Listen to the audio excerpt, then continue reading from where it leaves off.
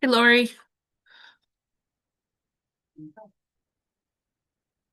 Hi Mel, I'm just trying to get set up here. No worries. I just wanted to say hi. Still got a couple minutes. Hopefully we'll get some people to join us. We'll see. I keep getting emails saying, I can't make it today. I'm at an RCS meeting, or I can't make it today." I'm like, oh, good. There we go. We're good. It's not just us. Hi. Oh, it's time. Allie, what does RRC mean? Chugach Regional Resources Commission. I'm based out of Whee! Seward. Yay! Well, I work, glad sorry, you go joined ahead. us. I'm glad you're Oh, joining us. yeah, thanks. I do hydroponics also, of course. I just haven't been able to join the meetings yet until now. And I'm working on a project with Max. So he Oh, was the one who kind cool. of looped me in. Oh, great. Yeah. I didn't know if Max is coming today or what's his. I Well, hope he he comes. invited me here, Okay. so I I hope he imagine he comes. would. I hope he comes. And hey, Heather, how are you today? I'm good. How are you? Oh, good. Cold, but good. It's, it's a bit, I'm still a little cold from going out at lunchtime. Hey, don't tell Scott I told you, but he got his big NIFA, his big USDA grant. That's amazing. Yeah, he's really excited. The one about the technology one. So just act surprised when he tells you. I will act surprised. Well, it involves hydroponics and then all the stuff with different types of technology. So it's going to be pretty exciting. I think, yeah, he got a personal phone call from the program leader today saying that Wow. their proposal was either one or two in how it was graded as far as being chosen. So they wouldn't tell him exactly whether he was number one, but I'm like, you're number one, Scott, in my book. No problem. I think it's very exciting. We're just giving just a couple more minutes for folks to join in. Oh, hey, Marissa. Yay. Hey, sorry, I was updating the agenda.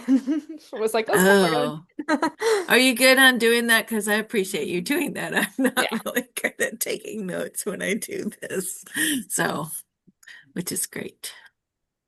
So we'll just give another few more minutes for folks to join in and then we'll get going and do little introductions. And then Lori is here and I'm excited to hear what she has to share.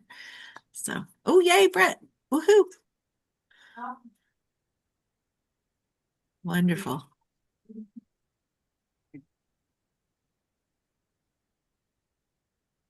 How are things down by you, Marissa? They're going. I have a long trip coming up, so I'm trying to get everything finished up, but the weather in Anchorage has been horrible. It's just been cold and we've gotten no snow in like 3 weeks and had these crazy windstorms. So it's Uh, not so much fun to have it be dark and have no snow and be cold. oh. Well, at least you're not like us, and we're at minus 27 today, and we got like 10 inches of snow recently, and it was a mess. We were supposed to get 3 inches of snow, and instead we got like 10 and a half to 11 inches, depending on where you were. It was crazy. Too much snow. But and then it got cold again. Which really stunk. Yeah, And hey, Max, you're here. Yay. we've been like negative 37 in North Pole. Like Ugh. cars are barely starting after work, even plugged in. It's My garage door broke last night. We have to get it fixed because air is pouring out of my garage, which is not good. So, Yeah.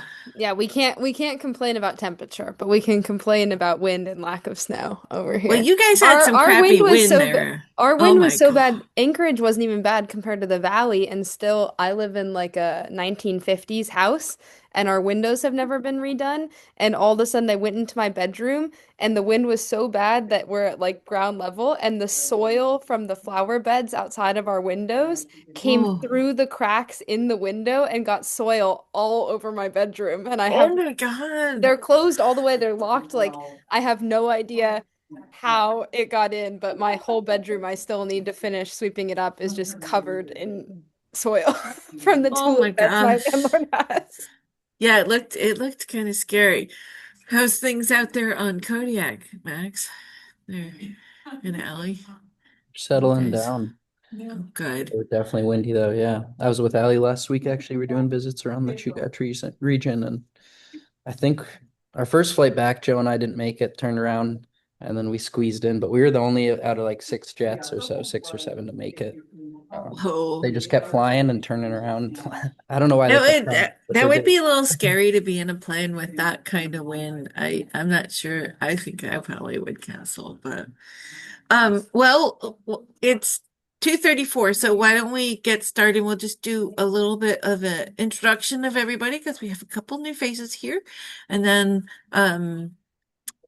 we'll let Lori share what she came to share, we'll and then we'll wrap it up. So I'm gonna just pick on Heather since you're top on my screen and have you go first to introduce yourself. I'm Heather. I'm a teacher at North Pole High School. I'm in the FFA advisor here. Okay, you get to pick next person. Allie. Hi, so nice to meet all you guys. I'm Allie. I'm based out of Seward. I work for Chugach Regional Resources Commission as their Healthy Foods Coordinator, and I do a lot of hydroponics. We have a CGS, so a big grow conex, and then we have a cabinet at our elementary school here. So I get to go to the school a couple times a week and work with the students. And then the produce that we grow in the CGS goes to our tribal members here at Katuchek Native Tribe. And then also, I get to go out to Port Graham and Nanwalek with Max and help them grow hydroponic food in some cabinets in their communities. So thank you guys for having me. And Marissa can go next. Hi everyone, my name is Marissa McCassin and I work for UAF Cooperative Extension, but in a partnership with the Aleutian Pribilof Island Association. So I am the extension agent for the Aleutian Islands, essentially. And I am not a hydroponics expert, but I have been on a year-long journey to learn more because I work in a region that's really windy with cold soil, so hydroponics is a pretty good option. I am also on the AFPC board, so I'm the board liaison for this group. Um, and then a quick note that in an attempt for my learning, I recently wrote a blog about getting started small with hydroponics, and I was hoping it would be posted by this afternoon, and I think it's going to be posted sometime in the next hour. So if I get it during this call, I can share it with you guys. But my goal was to have a blog that shared out some info about starting small and then some of the takeaways we talked about during this group last month, so that if people have questions, maybe you can share that with them as just a place to get started. And it links Max to your guys's hydroponics resources, to Fairbanks Soil and Water. So the goal is to get everyone's expertise here at least like somewhat out in the world. So hopefully that gets posted in the next hour and I can share it with you, but we'll see. And let's go with Max. Thanks for putting that article together. Look forward to reading it. Max Lyons working in the Kodiak region, supporting local food production here in our rural communities. So yeah, using soil farming, hydroponics, ocean farming, and get to work with Ali too now to expand it to the Chugach region. So we were setting up some beta bucket systems in Seward last week, which was fun. But yeah, look forward to learning more about this too. This is really an exciting topic of interest, using hydroponics for native plant production or propagation. Uh, Pass it over to Tyler. Hey, thank you. Sorry for being late. My name is Tyler Tulloch. I am at the Prince William Sound Science Center in Cordova.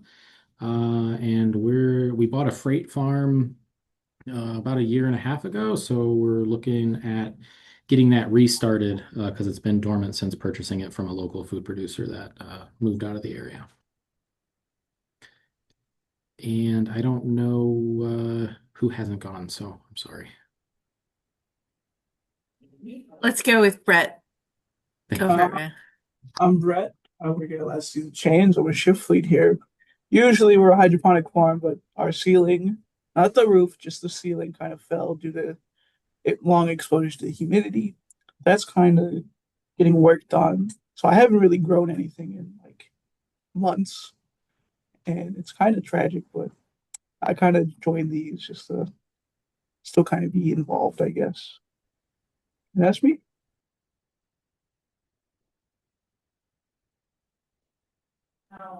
Um, Jay, I'm not sure what your first name is, but go for it and apologize. Please forgive me. Is that you, Jessica? It must be Jessica. Okay, it is. Hi, I'm Jessica Newton. I'm greenhouse coordinator with Kenenci Indian Tribe, and we have a hydroponics, greenhouses, and a 3-acre community garden. Okay, and thanks, Jessica. And I'm Mel Sykes. I work for the Fabric Soil and Water Conservation District. We've been doing a lot of work with simple hydroponic systems for the last since 2015-ish. And we have curriculum for teachers online. We've been working with a lot of our local schools and also adults doing hydroponics. We've been working on developing a bio generated fertilizer program where we're using microbes to create fertilizer. We've given a few presentations on that. So if you're interested in reviewing some of the stuff that we've given talks about, but we just want to see people growing food and helping people get fresh food year round. So that's our goal, however we get to do it. So and then I'm gonna pass it along to Lori. We'll put you on the spot, Lori. It's your turn now. Thanks. I'm trying to get some stuff set up here in the back, and it's not working like I thought it was going to. So sorry, my screen is going to be kind of weird today. This is me, and those are hydroponic systems I invented in the background back there. Normally, I don't have this ghosty thing going on. I was trying to fix it. It may not happen. Hi, Jessica. Jessica and I work together, so I know her, and it's very nice to meet all of you. I was asked to do a presentation on indigenous foods, and my presentation, I'm going to figure out how to share this now. Here we go. Is about the work that I'm doing with Amy Foote. And if you don't know who Amy Foote is, she is the gal that's in charge of traditional foods for NMS, and they have contracts where they do all kinds of different schools, and they did the Alaska Native Hospital. Amy and I worked there together for several years. And we're working with pioneer homes and just all kinds of stuff. And basically what we wanted to do was to bring in what we call indigenous foods. And I want to use that term specifically because it's different than when you talk to somebody at the Alaska Native Plant Society and they say that they are natural or they have some other words too. So we have to be careful on what language we use. And if you're going to be working with anybody in restoration work where they're doing stuff after a fire or some road work or anything, that work also has a different name to it. So we've adopted the name indigenous foods. This means all plants that are medicinal, all plants that are nutritional. And that's kind of where we're coming from, the background of it. And so what we're going to be talking about today is tailored for this group. It's about hydroponics. There's also a bunch of work that we do that has to do with soil too. So just notice that we're only going to talk about hydroponics because that's what I was asked about today. So my work works at the intersection of deep space food production. I know that sounds really bizarre. Climate change, which we're all facing, and how do we take our foods with us forward for the next 7 generations? So this nexus of where I work is where most of our research is centered, and we do quite a bit of research. I have worked with a special NASA program where we are growing foods for NASA scientists, and we are helping them to determine how plants grow. Rather, it is something to do with germination, or it's something to do with a specific light spectrum, it's something to do with hydration levels. All of that's really good. We did a really great experiment with some kids in the local school here. We investigated space radishes for NASA. It was very fun. So when we talk about different types of hydroponics, there are so many different types of systems, things that can be built at home, things that are used for commercial purposes, things that can be done at a school for STEM and educational purposes. And I'm going to let you guys kind of be the experts on hydroponic systems, unless you need us to come back and talk about that later. For commercial systems, most of the systems that I find when we look at are either lateral running high, or they are just plain vertical. And it depends on what type of plant you're growing as to what type of system that you need to use. My investigations have been about the styles of hydroponic systems for different schools. The ones on the left I invented for our schools here in the local region in Chugach. We used them in the Anchorage School District. We've also got some out in McGrath, I think. The experience that we use for hydroponics extends past that. Now it goes into container systems. I heard a couple of you talk about containers in your local area. I know Jessica has a container that she's growing a massive amount of food in. We work in soil, we work in production. Right now, one of our research projects that we're doing is to look at the impacts of agrivoltaics, which is basically growing food around solar panels. How does that impact the land? Does it cause plants to die? Does it cause plants to morph in some way we didn't predict? Does it cause problems with permafrost? Nobody knows anything. So studying this is really important for us. To learn which plants grow under or around those solar panels is really big deal. I know Knick just installed a bunch of solar panels for their project, and they did it around their blueberry bushes. And now everybody's wondering if it's going to impact the blueberry harvest, because that was just an easy place to put it, rather than looking at what's the best location to put this new facility for energy. We do a lot of STEM-based learning. We do everything from what is hydroponics and how does it get started? How has it been used in the past to feed the military during World War II? What is drip irrigation? How and when was that introduced? How are we using NFT and ebb and flow techniques now? What are the different types of foods we can grow, and which system should they be placed in? This is a picture of my lab. We've closed this now. We're getting ready to merge and get into something even bigger. This is an example on the left of different types of foods that Amy and I were investigating for use at the hospital with patient meals. The ones on the right are different microgreens. We were doing weekly microgreen shipments to the hospital, and Amy was including that in all of her patient meals. We studied a bunch of different types of plants. We've got over 142 logged right now, and they range in all kinds of different manners. So we went from nutritional, what's the best nutrition that we can give to patients who are in the hospital, patients who are in the higher pioneer homes, the most intensive nutrition for kids in school. We went to growing different types of medicinal plants. And you can see in the top right, that is a picture of plantain, which is one of our really great healing plants. And when Amy saw that, she told me I was growing something that looked like Jurassic Park. So she had to work with me, and we had to partner. And that's kind of what Jessica said when she saw my stuff. We work on not only what's healing, but we work on pain relief. And then a new focus that we're starting now is on cancer prevention. So which of the foods should we be including in our daily diets to prevent cancer from ever starting in the first place? We work on nutritional meals. We work on different plant varieties. This is an experiment on germination that we were doing. We wanted to know how long it took for different types of seeds to actually germinate before we could place them inside of a hydroponic system. We work on what the germination looks like from the time that the seeds actually sprout through growing in microgreens, which is the baby form of most plants. This is the most highly nutritional aspect.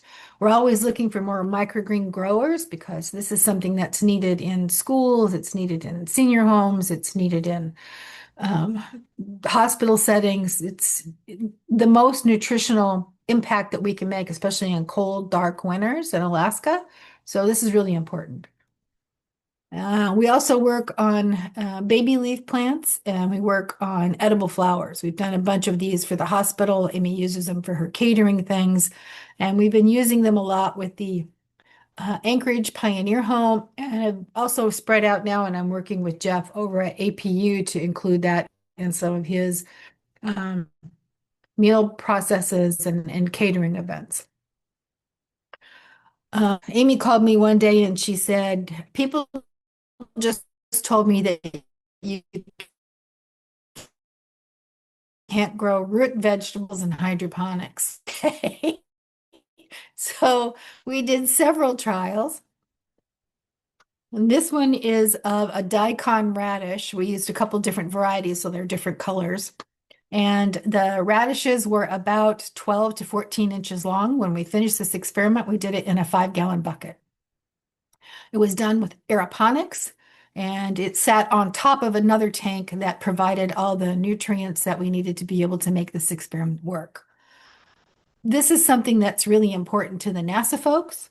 They're looking at plants that will create the most bioavailable and most bioavailable edible mass. So it's both the leaves as well as the tubers itself. They were very interested in. So we did this with radishes, we did it with turnips, we did it with beets, we did it with 3 or 4 other root vegetables, and they were all very successful in this particular system. However, I'm not sure that this will work long term on Mars or the moon.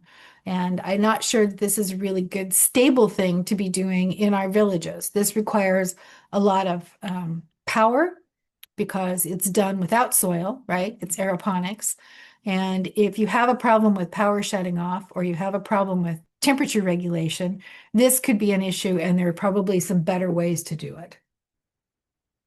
We've investigated a bunch of different types of plants. We've investigated one session that we did was on dock. We got some seeds of sour dock from around Seward area. I was gifted some curly dock seeds from the valley, and I had some local yellow dock seeds that I had been gifted from, I think it's Ketchikan. It might have been Sitka.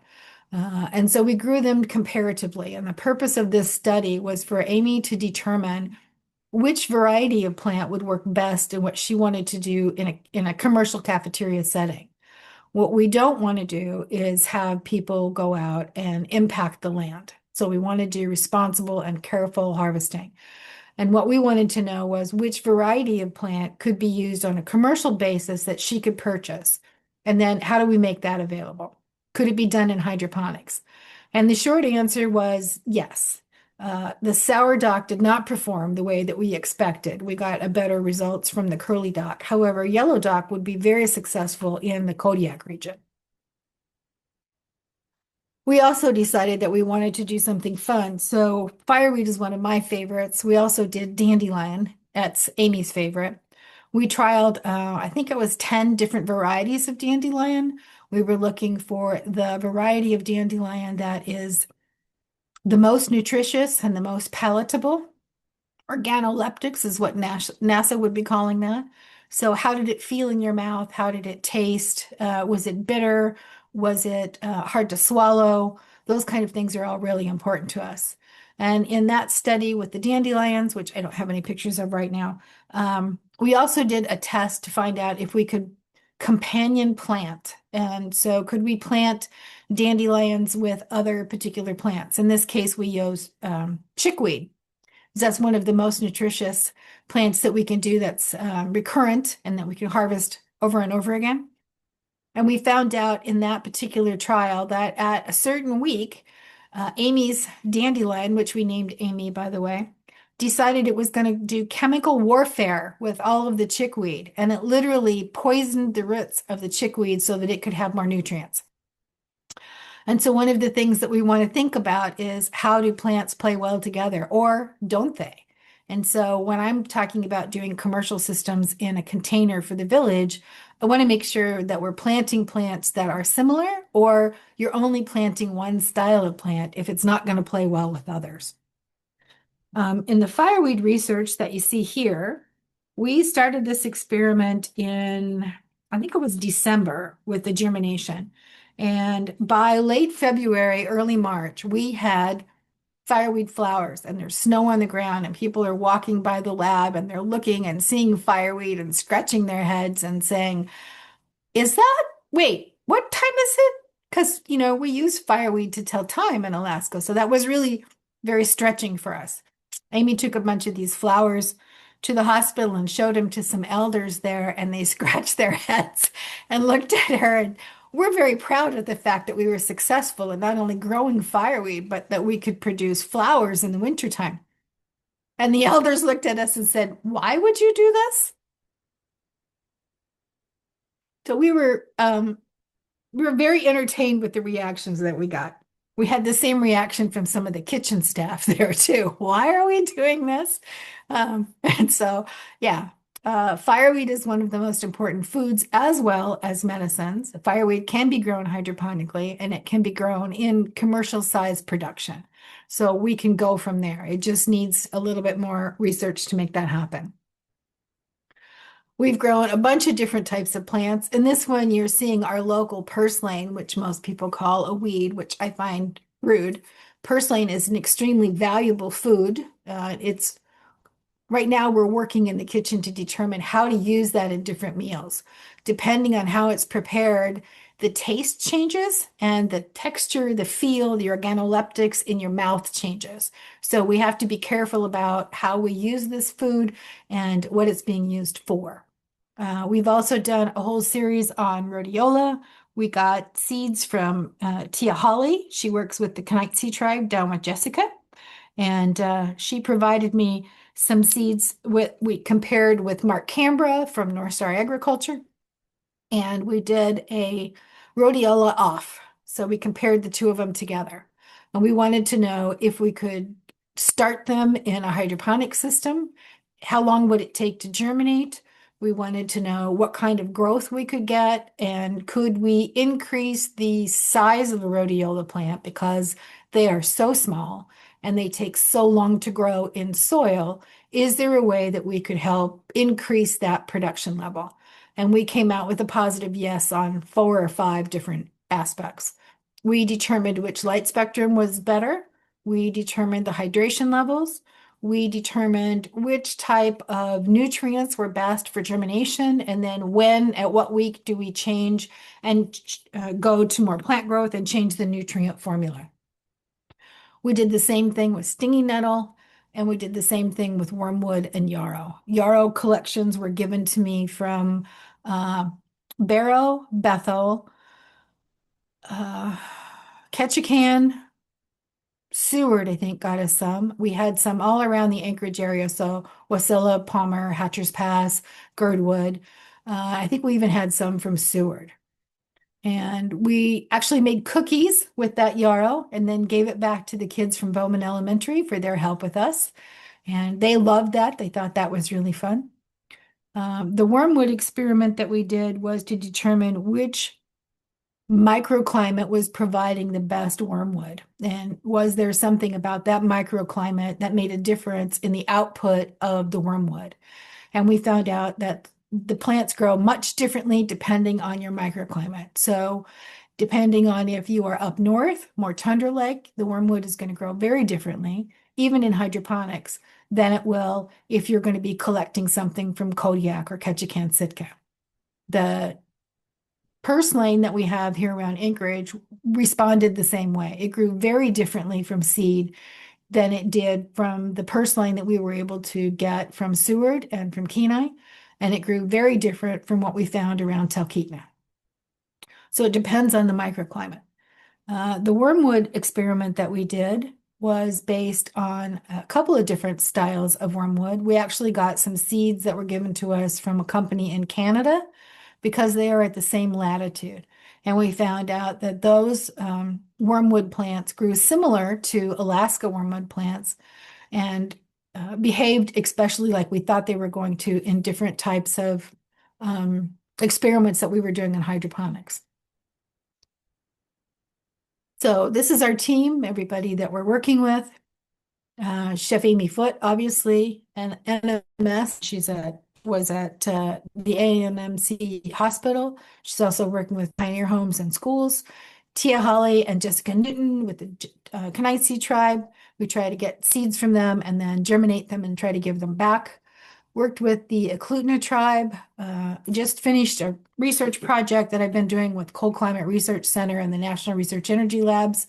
And that one was about creating a new chamber for me to be able to grow algae in. So we were developing a bioreactor to be able to create a weekly harvest of some specific types of algae so that we could reduce the amount of carbon dioxide in the air. So we could clean that, we could attach it to a school, we could attach it to a community center. We could also manage the hydration levels using the hydroponics. We call this building a hydroponicum, so it can help manage all of that. Work with Rybarczyk Farms. This is on the Tlingit Haida potato project. And this one is more soil related, but it will have some hydroponic components.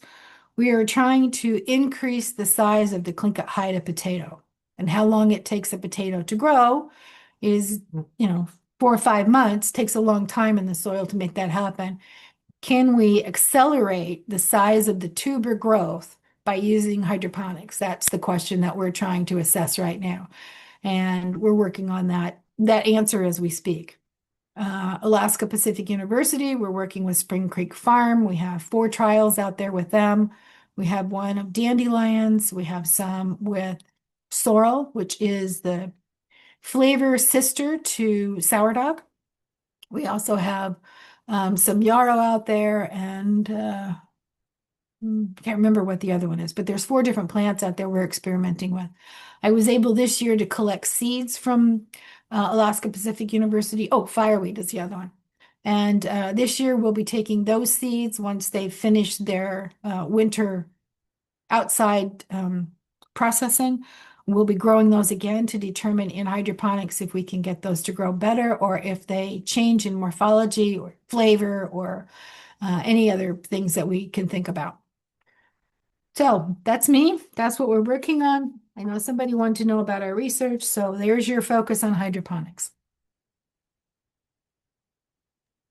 Hey, Lori, I have a question about the potatoes. Are you doing them with an ebb and flow system? Have you been trying that? We made an effort to do that here, but it kind of failed miserably. I'm just curious as to your experiment with the root potato.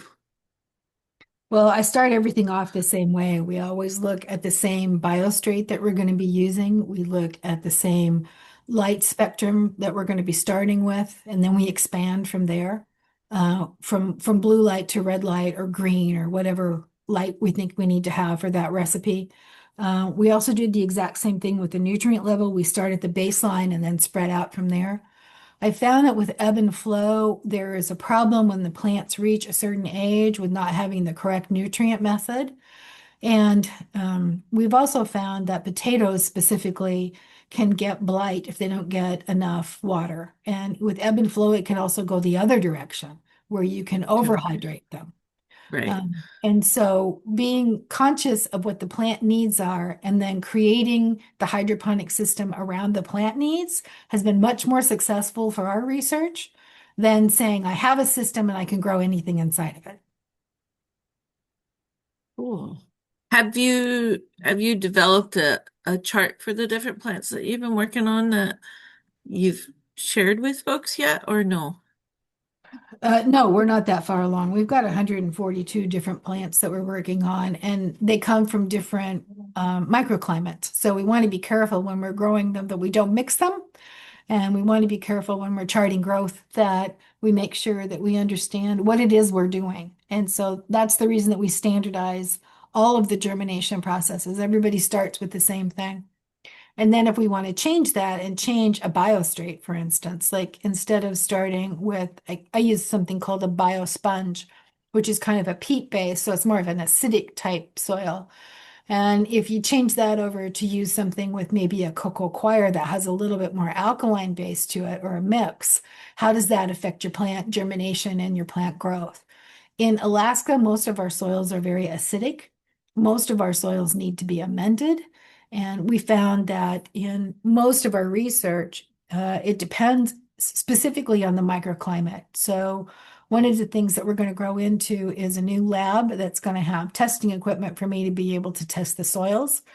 We'll also be able to test the nutrient assay amounts, the medicinal qualities we're hoping, and be able to determine which microclimates are better so that we know as a community how to share.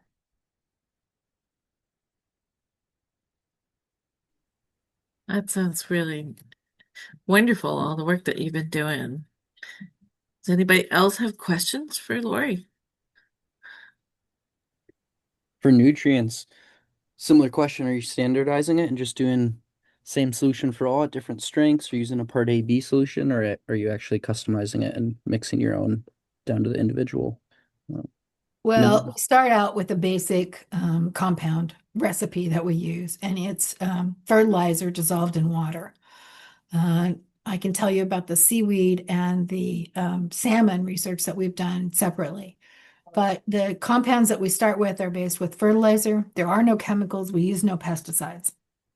And the compounds that we use do not use A and B. It's too hard for most people to manage the pH levels.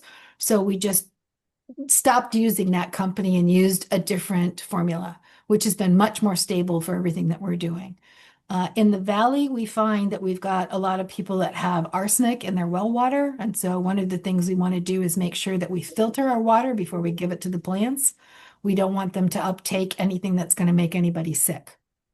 As far as the nutrient formula goes, it also changes from germination. We give it one formula to, okay, now it's germinated and it's above microgreen, it's going into baby leaf. We change the formula again to support the plant growth. When it changes from baby leaf going into more of a mature leaf, we change the plant formula again for nutrition. When it goes to flowering, again, we change based on plant needs, the formula, so that we support the plant as we need to. And for root vegetables, we found that that's a completely different formula altogether as well. So there is no one set formula. I can just say that pH levels are very difficult to maintain in certain systems with water, depending on where it's at, and what kind of minerals or toxic implications it could have, like arsenic. So cleaning your water first is really, really important. And then understanding plant growth so you know which fertilizers, recipes to use at which time for the age of the plant. Lori, can I ask what fertilizers you're using? Oh, we use, hang on a second, let me see if I can find the bag. Just out of curiosity. Depends on, it depends on what it is we're working on. So if I were going to be growing, a root vegetable, I would be worried about my ammonium calcium nitrate levels because that's going to substantiate root growth. This is also something I'd be working on in restoration plants that are going to be put out in the forest. We need a really good, strong root growth for those plants to be able to be transplanted. We were growing marigolds in the Bowman Elementary and then taking those flowers and donating them to the Anchorage Pioneer Home.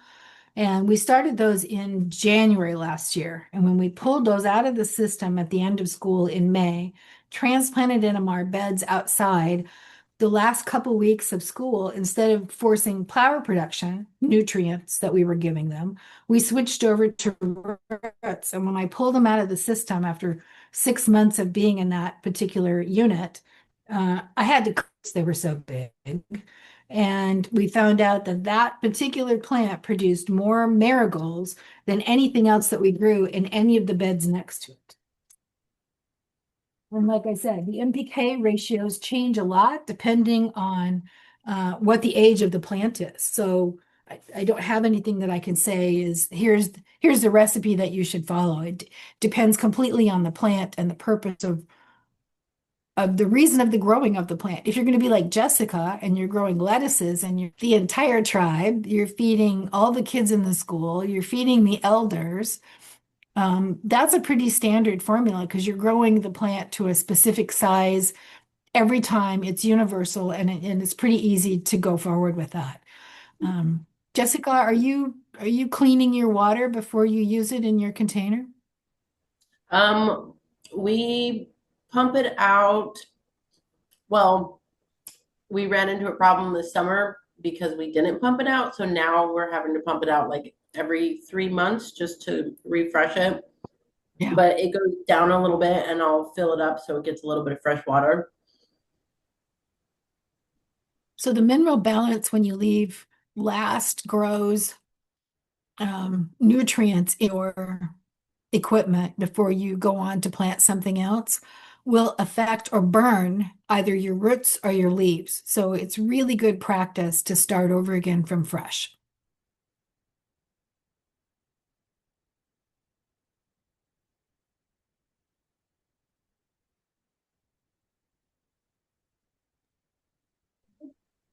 All right. Well, it's 3:09. We have a great group of folks here. Lori, can you stop sharing screen? And we'll just get everybody back on our screen. And then if people have things they want to share about what they're working on, or more than just who you work for, if you have any cool things you want to share about work you've been working on, this is a good time to do it.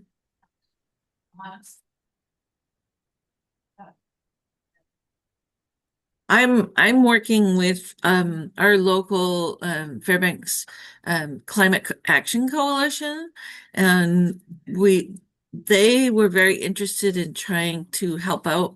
Many of our local churches provide meals for folks that come in, and we're gonna do a workshop where we're going to build some systems for each of those religious centers and churches to be able to grow their own leafy greens to add to the meals that they're doing. I'll be doing that in February, working on all the structure of it, but it's kind of a neat thing that they all are interested in having some kind of production in the place where they're doing these free meals for folks in the community. So it's exciting for me to be able to do this. Anybody else have anything they want to share? One more question for Lori. Would you be able to share anything more about the biosponges? Because I know we're trying to maybe grow out plants, fully in the hydroponic system, but at least get them started or even propagate, berry bushes or just get them started hydroponically and then transplant them soil and outplant them into the communities. So having, a good bio-based grow media is important. And if it's acidic too, that's helpful too, because our native soils in Kodiak are pretty acidic as well. Yes, I can. The biosponges, I could probably find a link for that and I can send it to Mel so she can share out with the community. The biosponges look like little bitty tiny pieces of brownie. It's the best way I can explain it.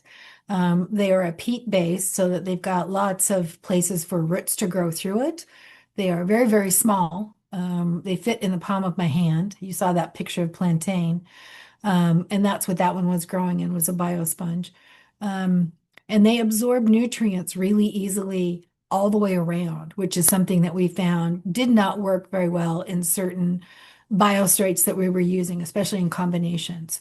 And so I started using that for simplicity and for standardization of all germination. When we tried to make our own little plugs, basically, to get stuff growing in, sometimes we would have too much sand, or we would have too much soil, or we would have too much cocoa coir or cocoa peat. We would have too much, and it wasn't easy for us to standardize that. So we chose the biosponge instead. Lori, are those similar to like the rapid rooters that you can get that are, because I that think, sounds yeah. a bit like the rapid rooters. We use those in our tower stuff.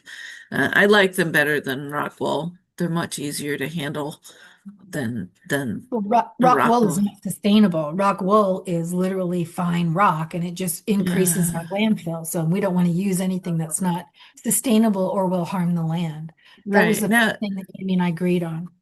now, Brett, you guys were using the conical biosponge sit things for your you were buying those. So it sounds like the same material. It might I be. have to go look. Yeah.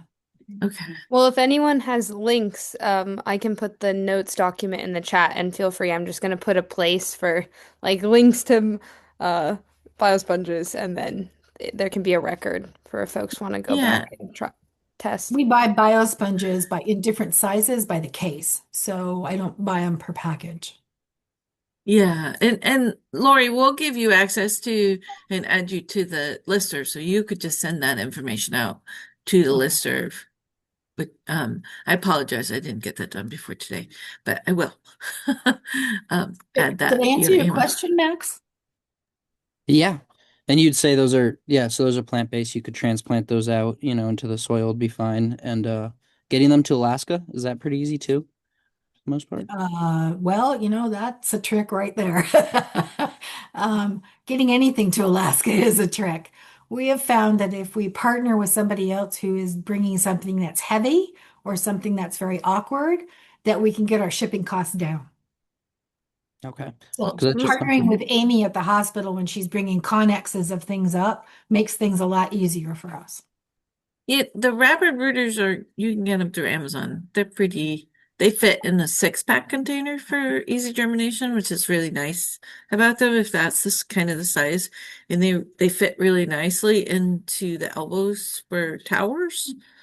And we use them, you can cut them down to fit in a NFT system as well. We've done that. It's pretty easy to do that just with scissors. Scott does that with our systems. But yeah, you can get bags of 100 of the rapid rooter plugs that fit right in a 6-pack. Then right on Amazon, they're not expensive. But if you need a specific size or a specific shape, then that's the tricky part. The narrow ones like you guys were using at Seeds, you can get those on Amazon too, but getting a large amount of them, like Lori said, if you're doing a huge amount, that's a trickier bit. But That might be something this group could do. We could put together a group purchase order for everybody, get it shipped to Anchorage and then distributed back out to the villages. that was one of the ideas of doing this group was if people did have needs and we wanted to bring certain things up, we could talk about doing that. That's a great idea, Lori. I like it. But yeah, put that out there and maybe we can start formulating that group grow piece. And Tyler, now that you're getting your stuff put back together, just kind of make a list and let's see how we can collaborate on this, figure out how we can help you do what you're looking to do with your system, if it makes sense. Yeah, thank you. Brett, don't you have a tower garden? Something to play with? You look like you need plants. Well, our whole Uh, whole greenhouse is like in repair right now. Everything's taken down. I've just been organizing offices, removing stuff from walls. I've been painting, helping people taking things down, and I'm just kind of bored of it. Feel like I should send you a tower. I could definitely ask. I have like a tree, like some house plants to like, see and look at, but that's kind of about it. All right. Let's chalk. We'll get you some. I don't think I could do it without it. I just go to plant stuff when I need it too. So it's I'm mental thinking of health. It's good thinking stuff. of asking Sarah if I can just get some PVC pipe to just make a little makeshift hydroponic thing. It's a good idea.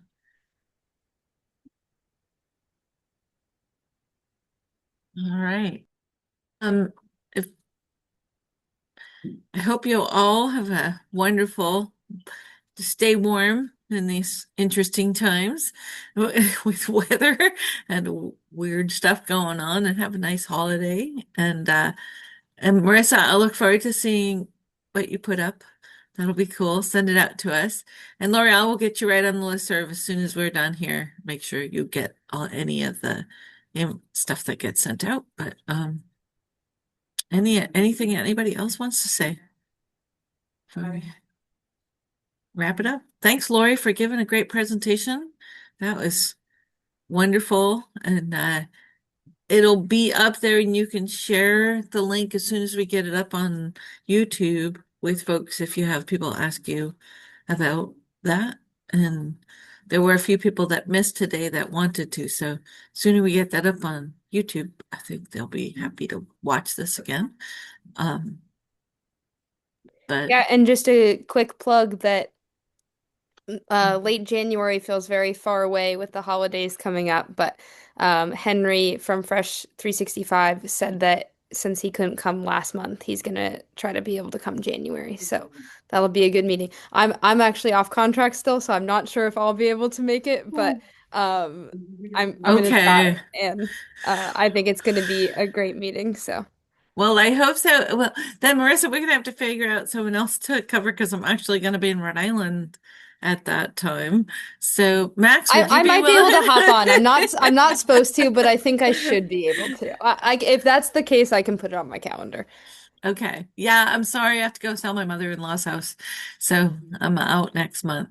I think I sent you an email about that. But I'll be Okay. here 21st. Yeah. yeah, I think so. Yeah. So Good. we'll figure it out. We'll Yeah. figure it all out. But I may be able to jump on from where I am. I don't know. Depends on what's going on. So hopefully I'll be on the East Coast. I'll be back in Anchorage by then, so we can make it happen. It's a good Okay. presentation. I don't want us to skip it. I don't either. I don't either. All right. Well, thanks everybody, Happy and holidays, everyone. happy holidays, Happy Thank you, holidays. Lori. and Keep up the happy great New work. Year. Good to see you all. All right. Yeah. See you Big next hugs, year. Jessica.